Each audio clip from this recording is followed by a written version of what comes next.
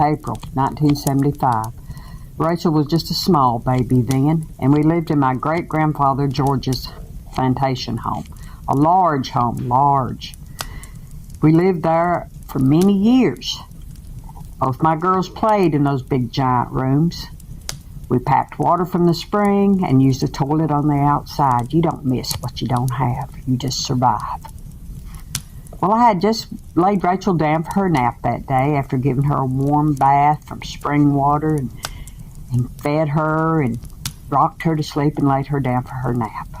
As I was walking through those big rooms, cleaning and enjoying the quiet, I heard a sound.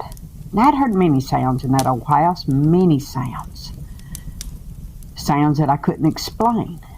But this was a sound that I had heard before. It was kittens crying. It's strange, I thought.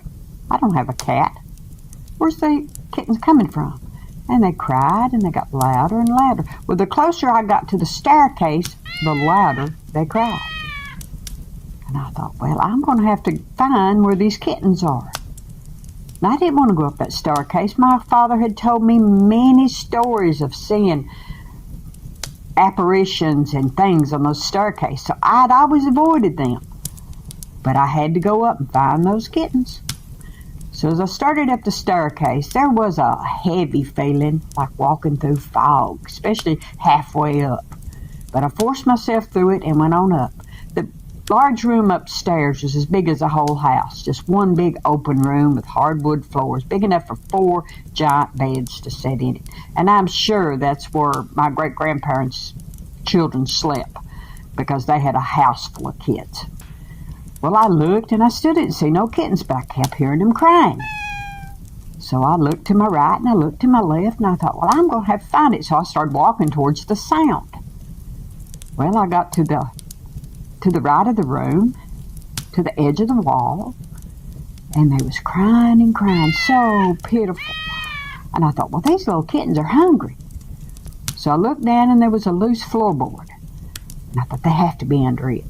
So I lifted up the floorboard, and just as soon as I lifted up that floorboard, the kittens went quiet. Not a sound. And underneath that floorboard was an old cigar box. Well, I reached down, I pulled out the box, and I slowly put the board back down. I walked back down those stairs. The heavy feeling was gone. Strange, I thought. As I got to the bottom of the stairs, I turned to my left and went into the living room and set the box down. I was trembling.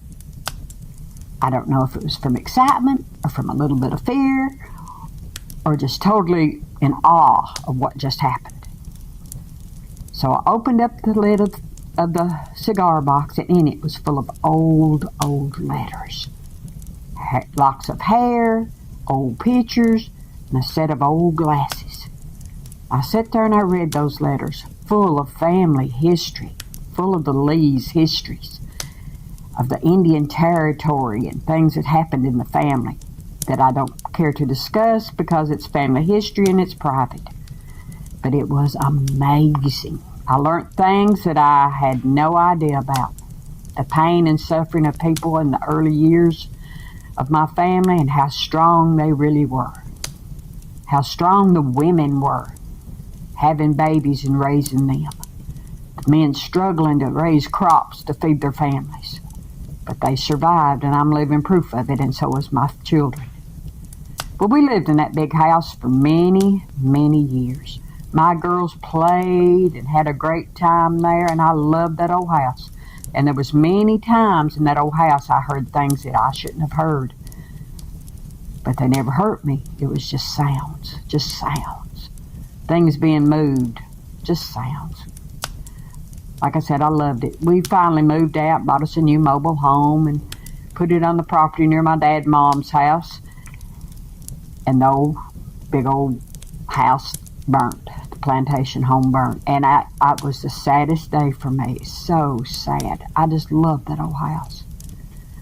Well, I want everybody to know that there's things that we don't understand in this world, or will we ever.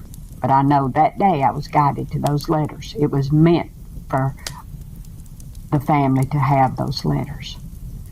You have a blessed day, and see you again.